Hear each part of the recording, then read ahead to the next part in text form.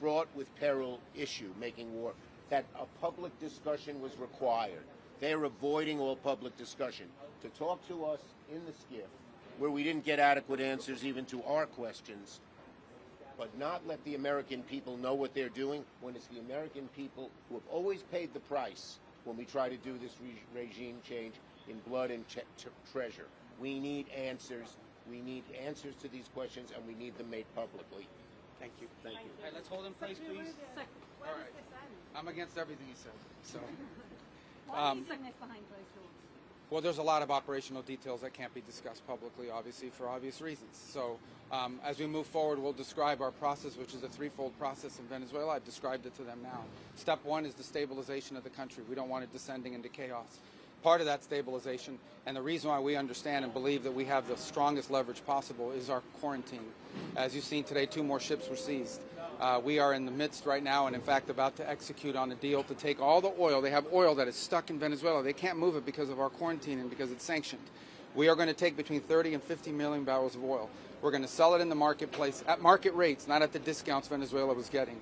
That money will then be handled in such a way that we will control how it is dispersed in a way that benefits the Venezuelan people, not corruption, not the regime. So we have a lot of leverage to move on the stabilization front.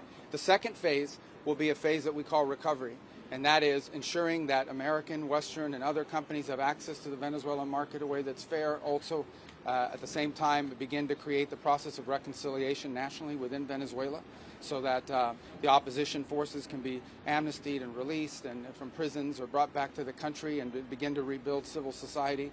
And then in great detail, we'll have more detail in the days to follow. But we feel like we're moving forward here in a very positive way. How long will this take, Secretary? Some senators who were in that briefing describing your operation variously as that you're winging it, that there's no plan for Venezuela going forward. Yeah, I know. They're going to say that. I used to be a senator, too. That's what you always say when it's the other party. The bottom line is we've gone into great detail with them about the planning. We've described it to them. In fact, it's not just winging it. It's not just saying or speculating it's going to happen. It's already happening. Like the oil arrangement that we've made with PDVSA on their sanctioned oil that they can't move. Understand, they are not generating any revenue from their oil right now. They can't move it unless we allow it to move, because we have sanctions, because we're enforcing those sanctions. This is tremendous leverage. We are exercising it in a positive way. The President described it last night. Secretary will have more to say on it today, who is involved in running this portfolio.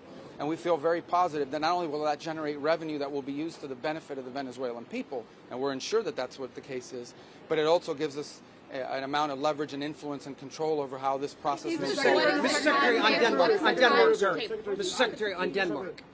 Why has the administration not taken Denmark's offer to discuss the situation in Greenland? And I'll be meeting with them next week. But will you take military intervention off the table? I'm not here to talk about Denmark or military intervention. I'll be meeting with them next week. We'll have those conversations with them then. And but I'm not having anything further to add to that today. Can you clarify your comments to lawmakers? Does the U.S. intend to buy Greenland? Does the U.S. intend to buy Greenland? Can you clarify your comments to lawmakers this week? Well, that's always been the President's intent from the very beginning. He said it very early on. I mean, this is not new. He talked about it in his first term, and he's not the first U.S. President that has examined or looked at how could we acquire Greenland. There's an interest there. But so I just reminded them of the fact that not only did Truman want to do it, but President Trump's been talking about this since his first term. What? A statement last night saying that the military option... You've lost, he's lost a lot of weight. Good job, man. They said the military option is on the table. So is the administration really willing to risk the NATO alliance by potentially moving ahead Guys, with military option? What I think the White House said yesterday is what I will tell you now, and I've always said. The president always retained the option.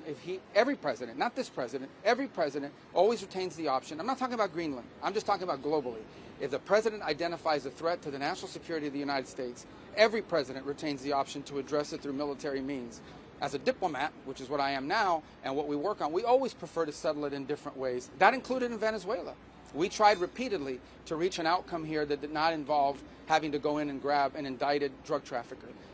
Those were unsuccessful, unfortunately. The people of Venezuela are waking up to the same regime. Do you not worry about that? Well, first of all, the bottom line is that there is a process now in place where we have tremendous control and leverage over what those interim authorities are doing and are able to do. But obviously this will be a process of transition. In the end, it will be up to the Venezuelan people to transform their country. We are prepared under the right conditions, using the leverage that we have, which includes the fact that they cannot move any oil unless we allow them to move it to... Well, again, I'm not going to give you a timeline on it. We want it to move as soon as possible. But we didn't expect this would... It's been 3 days since this happened, 4 days since this happened. So I understand that in this cycle and society we now live in, everyone wants instant outcomes. They want it to happen overnight. It's not going to work that way. But we're already seeing progress. With this new deal that's been announced and more deals to follow, you're already seeing how the leverage the United States has over those interim authorities is going to begin to lead to positive outcomes. It doesn't cost us. It doesn't cost us. The involvement, the U.S. involvement in Venezuela, how much will it cost? Well, it isn't going to cost us any money. For example, this oil deal that's happening doesn't cost us any money. On the contrary, and if it opens up, no money to well, these look, I don't have the numbers. What operation are you talking about? The entire thing? Yeah. Well, these troops are going to be deployed. None of these troops sit in a dry dock waiting for action. They're deployed somewhere in the world. If they're not here, they're somewhere else. Just today, our forces not deployed to the Caribbean seized a boat, a sanctioned boat tied to the IRGC that tried to flee from us. That happened somewhere else. We are constantly involved in action. We have boats in the Mediterranean. We have ships in the Middle East. We have ships in the Indo-Pacific. These ships, if they weren't in the Caribbean, they'd be somewhere else conducting activity. Yeah. That's what the Navy does. I want to emphasize that. Question from CNN. The question is never asked how much does it cost when they're in the Mediterranean or the Red Sea or the Indian Ocean or the Pacific. But now that they're in our hemisphere, on a counter-cartel mission or ensuring that an indicted individual comes to justice, now you're asking the question of cost. It's a disingenuous question to begin with. You're trying to find any angle possible to undermine the success of one of the most historic military missions the world has ever seen. The level of sophistication that Senate just was briefed on, and the House was briefed on, a classified level, is something only the United States of America can accomplish. The world is taking notice of that. Certainly Venezuela is taking notice of that. And it continues because 2 oil tankers, 2 overnight, were seized by the United States of America, stateless or sanctioned, because the oil blockade, the quarantine of oil out of unsanctioned or stateless, sanctioned or stateless vessels continues. That leverage will continue as Secretary Rubio outlined. So our military is prepared to continue this. As he said, the president, when he speaks, he means it. He's not messing around. We are an administration of action to advance our interests, and that is on full display. We're happy to brief the House. No. 2 quick things. Okay, number one, because we have to go, because we got to brief the House, and if we don't, and they're pissed at us, we're gonna. You guys.